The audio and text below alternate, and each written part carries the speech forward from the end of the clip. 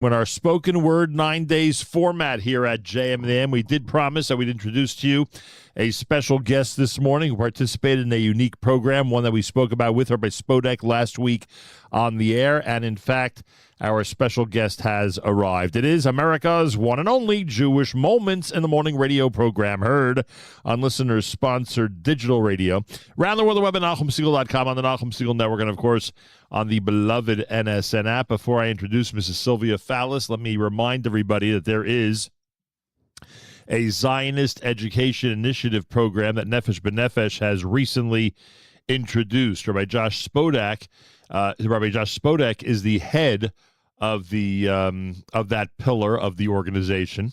And from July the 6th through the 10th, there was a ZEI, Zionist Education Initiative Fellowship in Israel. The fellowship's a selective year-long professional development program for Jewish high school educators, combining an immersive Israel summer intensive with ongoing mentorship and pedagogical training. The fellowship equips teachers with the knowledge, confidence, and practical tools to inspire the next generation of Zionist educators and learners. One of the people on that fellowship in Israel earlier this month is Sylvia Fallas from the Yeshiva of Flatbush. And this is how Yeshiva of Flatbush describes her as we introduce her on this Tuesday morning. Sylvia is a dedicated high school global history and Jewish history teacher, passionate about helping students build meaningful connections to the past, to their identities, and to one another. In her classroom, history is not a distant subject, but a living narrative. She guides students in drawing parallels between historical events and their own lives. A hallmark of her teaching is making Jewish history tangible and personal. She incorporates hands-on culinary experiences into her curriculum, using food as a gateway for students to explore heritage and family traditions. Beyond the classroom, she runs children's synagogue youth groups and serves as president of her synagogue's ladies auxiliary. She lives in Brooklyn, New York, is at the Yeshiva of Flatbush. And Mrs. Sylvia Fallas, it is a pleasure to welcome you to JM in the AM. Good morning. Thank you for having me. How was Israel? It was, in a word, amazing. It was fantastic. Were you shocked that you were chosen for this? Because the way it was described by the rabbi when he was on the air, this is a pretty selective program, and it sounds like teachers and schools from all around the country are trying to be included. Yes, I was definitely shocked that I was chosen for this, but it really was a great experience, and I'm glad I got to attend. Who's responsible for your interest in history? I've always loved history. It's always been my favorite subject. I was never a math or science person, so I always stuck with history. And was there a specific person or mentor or somebody who got you to this point where you actually wanted to teach students history? Nobody specific. I've just always loved it, and I've always taken what I've learned from all of my teachers and kind of put it together into my own way of teaching. How many years are you at Yeshiva of Flatbush? This will be my third year teaching full-time history. Why does it have such a sterling reputation? They really do a good job. They really, really do. But I think over the past few years, they've really focused on differentiation, and students who are not all-around A students get what they need out of the school, and the teachers really focus on making each child shine. In your intro, we said global and Jewish history. Is it split, in fact? Are you doing more of one than the other? It's split. So 9th and 10th grade take global history, 11th and 12th take American history, and in addition, they take 2 years of Jewish history. And concentrating on what period? Junior year is ancient Jewish history, ending with the medieval time period, and senior year is modern Jewish history, and the focus is where does modern Jewish history start? How does it change the community, the Kehillah, from ancient to today? And we focus a lot with the seniors on their Jewish identity. Like, right. Who are you? Where do you come from? Why does it matter? Just by reputation, I have to assume that any curriculum at the Yeshiva of Flatbush already had a really strong Zionist component to it, just coming into any average school year. My point being, of course, that you went to Israel, part of this whole fellowship and initiative to, I guess, enhance that or to make it even more robust. But am I right that coming in, there's plenty of Zionist education at Flatbush? Yes, plenty. So this year we taught 9th and 10th grade half a semester of Zionism. And at the end, when I do my little reflection piece with the students, I give them an index card and I tell them, write what you want more of. And so many of the students wanted to know why, and they wanted more modern Israel. And in order to do this, I said the fellowship would be a great way to start. And Nefesh B'Nefesh, together with Unpacked, put together 100 lesson plans for us and a textbook. Wait, before you got to Israel. So they told us they were putting together a curriculum, Right. and we found out exactly what it was in Israel. And it's 100 ready to go lesson plans with activities, videos, slideshows, differentiation, which is so important. Different reading levels are attested to. So I'm really excited to use it with what I'm already teaching. And it's totally, much more than what you had in the average Zionism course. Yes. And the great thing about it is you don't need to teach all 100 lessons.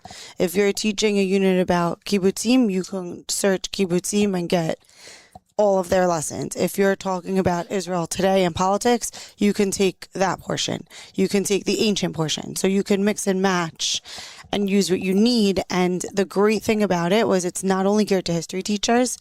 Some of the teachers on the fellowship trip were Tanakh teachers, and some of this can be used in conjunction with a Tanakh class, Wow. which is really, really cool. Yeah, I would imagine so. Mrs. Sylvia Fallas is here. We're talking about the Zionist Education Initiative.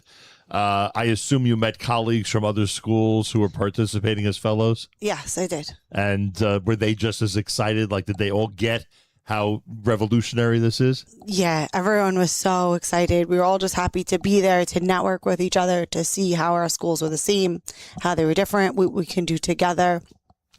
There were a lot of New York, New Jersey area schools represented. And in conversation with them, I would have to imagine, again, unless it's just, a misconception by reputation, I'd have to imagine that your school, just in conversation, it was obvious that yours spends probably more time on the whole Zionism portion of this than others, or am I wrong about that? Is the whole Yeshiva League doing a great job on these? So I think most of the schools are doing a really nice job, and I think the goal here was to integrate the Zionism and Jewish history aspect into classes other than just straight up history, which is really cool because the kids need to see how it affects them. And well, how the it's part of their Tanakh life. makes sense. Are there others? Right. So they talked about Tanakh, they talked about Talmud, they talked a lot about history, Jewish history. And the coolest part was how we can use these ancient resources as primary sources, Right. which is really, really interesting. Right. What about the trips? Because I'm assuming, well, based on our conversation with Rabbi Spodek, this was not just a classroom experience No, for so you. it This was a very active one. Yes, it was wear your sneakers. Roughly half the day was in the conference room and the other half the day was excursions. And we went on the most incredible trips. We had great tour guides. Everything was presented to us as a trip for us, but also a trip that we can take back home and talk about, which was really nice. And that's part of the lessons that you'll be utilizing. Yes. So you have a very busy summer. I guess a teacher, especially when it takes their job seriously, always has a very busy summer, right? Yes. Completely against what people think out Yes, there. we are busy people as teachers. And that means, have you been poring over this material since you got it? Yes. So I've been really deep diving into this packet and also into the Unpacked website, which has tons of stuff that I've used before, but I never really knew how in depth it was until this trip. And I've started planning for the fall, which is coming up soon. So how different is this upcoming school year going to be for you than what you did with that same grade last year? So for this year's 9th grade, we are upping our Zionism lessons. Last year we taught 12 lessons. This year I think we're teaching 20. And each lesson goes across several days. And I really believe in project-based learning. So we're going to be doing a lot more of that. When did it hit you in Israel this was something extra special? On the first day. When I walked just in. when they introduced it. When I walked in, I had gotten off the plane at 4 a.m. and I saw a colleague of mine from Yeshiva of Flatbush on the plane. And she was like, oh, you're taking your driver into Yerushalayim. I'll come with you. I was like, great, we'll go together. I hadn't been to Israel in 20 years. So I was like, okay, someone who speaks the language, someone who knows the city, she'll come with me. Great. They lost her luggage. yeah. Welcome to Israel. Welcome to Israel. So I waited online for her and she went to speak with someone else. And when they asked me like, oh, it's your name, you said it's for your friend. I'm like, no, it's my name. This is my name. And I was like, okay, welcome to Israel. And we got there, and Rabbi Spodek and the team, like, I was literally on zero sleep. They were like, oh, all the Americans are coming. We ordered an American breakfast for you. It was pancakes and waffles, like literally covered in lotus and Oreo. And I was like, okay, if they're doing this for the Americans, like, we've made it. Like, they are preparing for the Americans. Like, I think there's more Oreos than waffles. Was the menu as good the entire week? So the menu was less American bent the rest of the week, but it was still like, I realized with the waffles, like, they really planned and prepared, and they were so excited to have us, and we were so excited to be there. And it was really nice. I have to assume that the majority, and you'll tell me if I'm statistically wrong, that the majority of your students have been to Israel or not. What would you say? Like, around what percentage? You're going to walk into 9th grade this year, right? And in the room, what percentage do you think have been to Israel? Okay, I can't tell you, so I think I'm going to poll them and get back to you. But could it be closer to 20 or closer to 70? I want to say like 50%. Oh, you do think about half? I think about half. And, I mean, that's obviously an advantage when you're referring to different places. And even if they haven't been there, they have a very strong idea of what it is and the meaning and why it's important. So a 9th grader who's never been there but has the foundation learns differently than when I used to teach Hebrew school, and I would teach middle school, and I'd ask them, like, where's Israel on the map? And they'd look at me like, I don't know what you're talking about. And when you get to 12th grade, are the percentage is much higher, or it's basically the same? I think it's much higher because there's opportunities throughout high school to go on chesed Summer missions. programs, etc. Oh, yeah, and you have the chesed mission. We have the chesed mission. I think it's twice a year now. There's a lot of school-funded, partially sponsored trips, and the kids are pushed to go, and they like it. Right. So when you're doing these Tiyulim, these tours, you know, the sneaker required days, so to speak, you're going to incredible sites. How does one incorporate what they've seen into the curriculum? So the simplest way for me is I love to do slideshows for my students. So I took pictures and videos, and I'm going to pop those into my slideshows. So we actually met by chance the last survivor of the 1948 war. Wow. And our tour guide, Ariella, was showing us his home. And she's like, oh, I used to live in this neighborhood. Here's his house. And about 30 seconds later, his wife opened the window to like get something. And she's like, oh, come in. We're like, wait, what? Like 20 of us? And she's like, yeah, come in. He's coming. Hurry up. We sat in his living room, and he told us the story of the end of the war and how he started the nuclear program with Ben Gurion.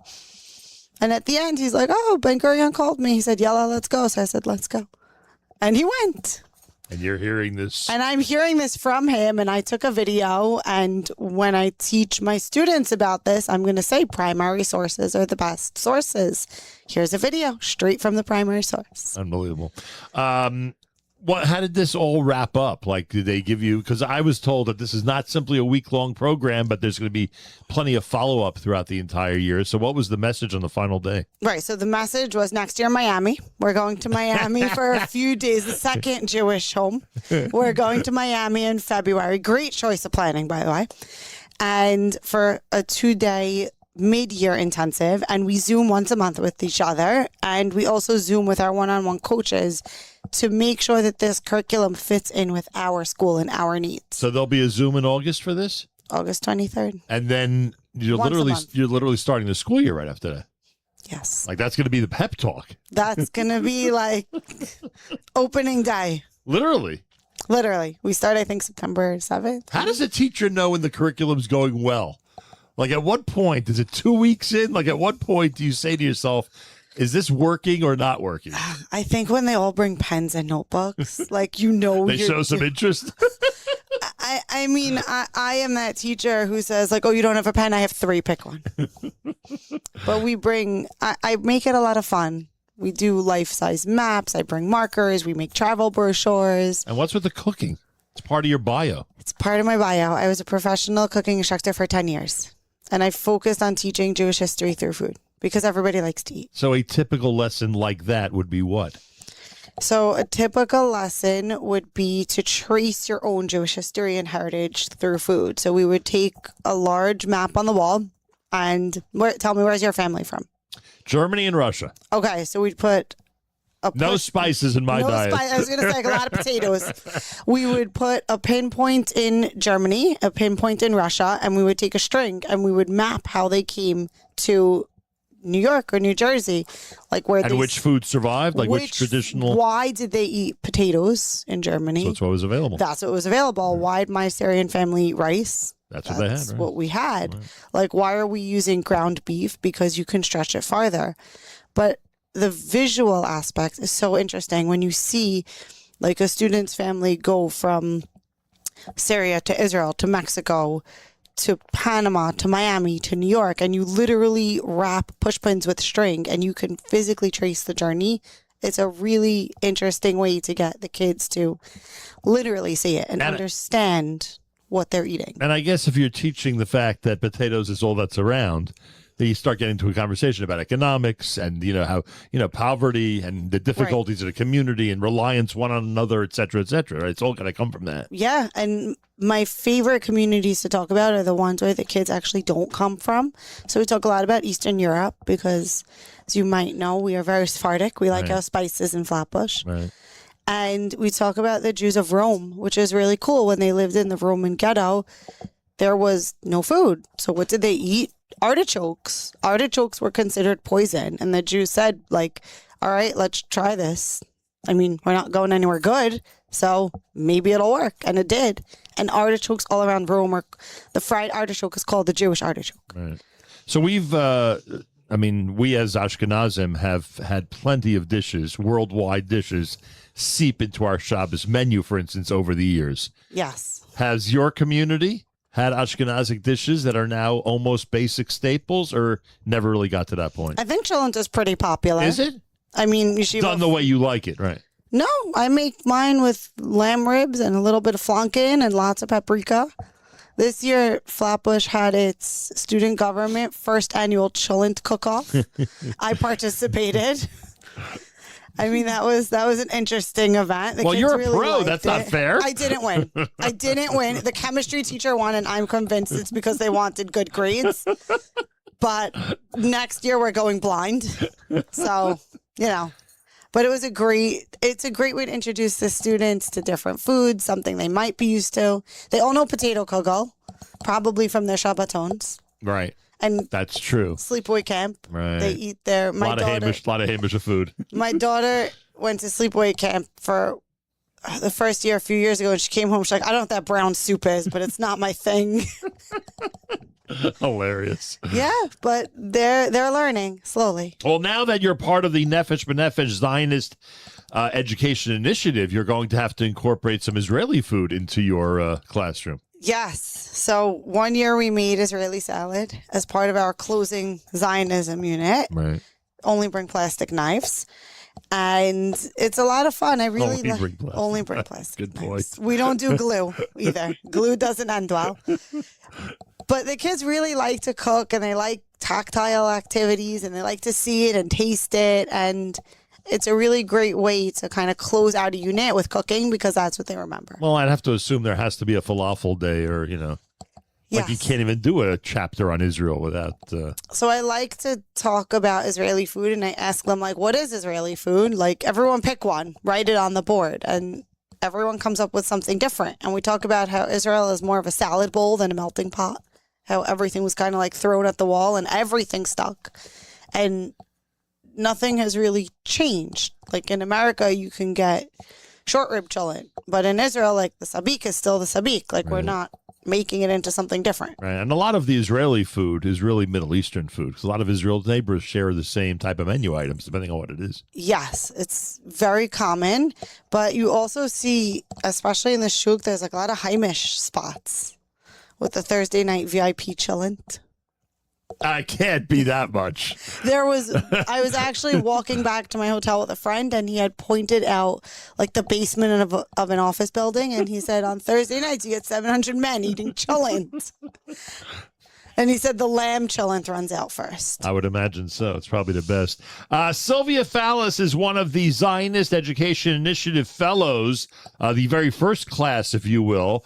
with the Nefesh B'Nefesh ZEI, Zionist Education Initiative, under the leadership of Rabbi Josh Spodek. She was there back earlier in July to gain all this knowledge and to take advantage of all these curriculum ideas that Nefesh B'Nefesh and the ZEI have created, and now you will be incorporating all of this into your classroom. First day of school it's early this year, right? It has to be because Yontif so early. Day after Labor Day. Oh, that's not that bad. No, I'm ready. Not that bad. I'm ready. Rosh Hashanah is that week, if I'm not mistaken.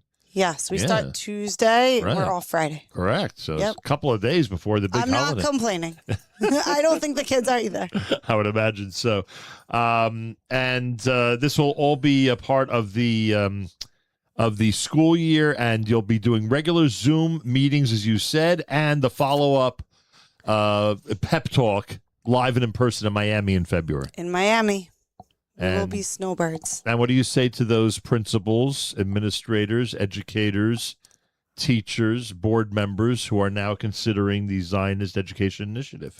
I think this is a great opportunity for your teachers, for your school, especially for your students. Just a great way to gain incredible knowledge and experience. And it's something that you can so easily just wrap up and bring back home. And it's all done for you, and you can put your own spin on it. And I think it's something that every Jewish high school in the U.S. and Canada should consider. Yeah, from what I hear, they're thinking of doing this in other countries as well, like making this a whole diaspora initiative. So I think they were looking at making another arm of this for non-U.S. and Canada countries, like with a special twist for Europe and South America. Right.